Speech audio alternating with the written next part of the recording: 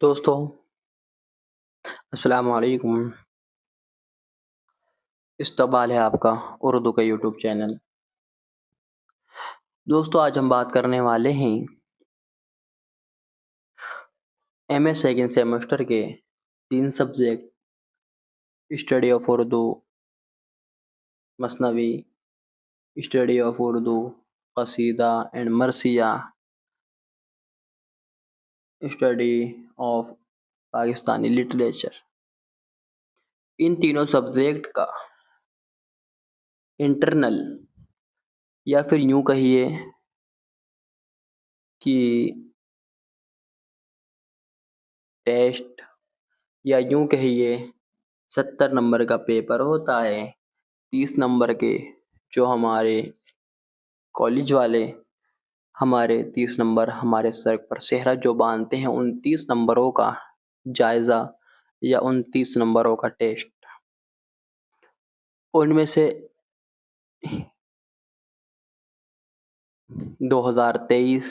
31 جولائی 2023 میں ہونے والے 29 نمبروں کا چہرہ آپ کے سامنے پیش کرتا ہوں، جن میں یہ تینوں سبجیکٹ مثنوی، اسٹڈی آف قصیدہ اینڈ مرثیہ، اسٹڈی آف پاکستانی لٹریچر، ان تینوں میں سے یہ تینوں کے ایک سوال، یہ تینوں کے الگ الگ سوال دے دیے گئے ہیں، اور ان ایک سوال میں بھی آپ کے دو سوال ہیں کہ آپ یا تو اوپر والا کر لیجئے یا پھر نیچے والا کر لیجئے۔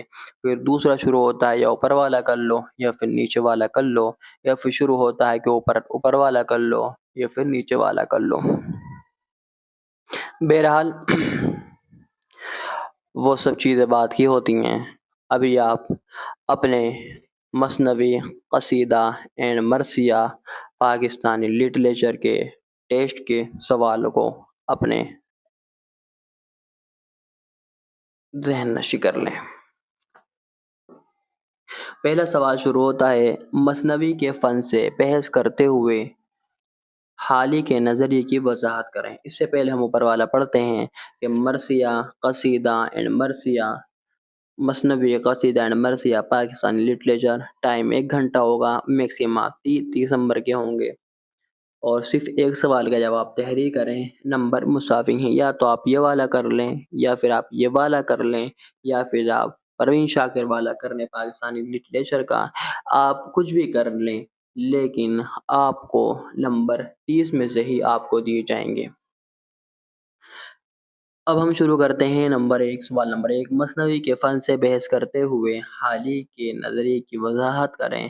میں آپ کو بتا دوں کہ پہلا جو کوشچن ہے مثنوی والا، یہ اسٹڈی آف اردو مثنوی سبجیکٹ کا ہے۔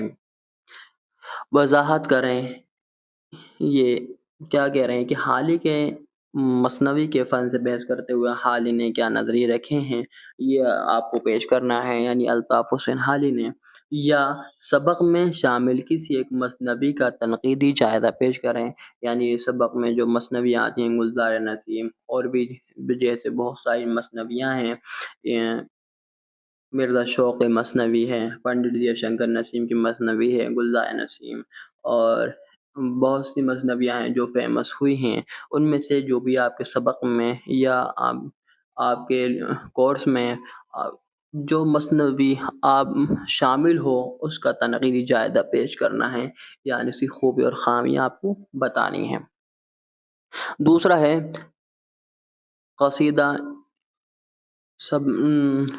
اسٹڈی آف قصیدہ اینڈ مرثیہ کے ٹیسٹ کا سوال ہے۔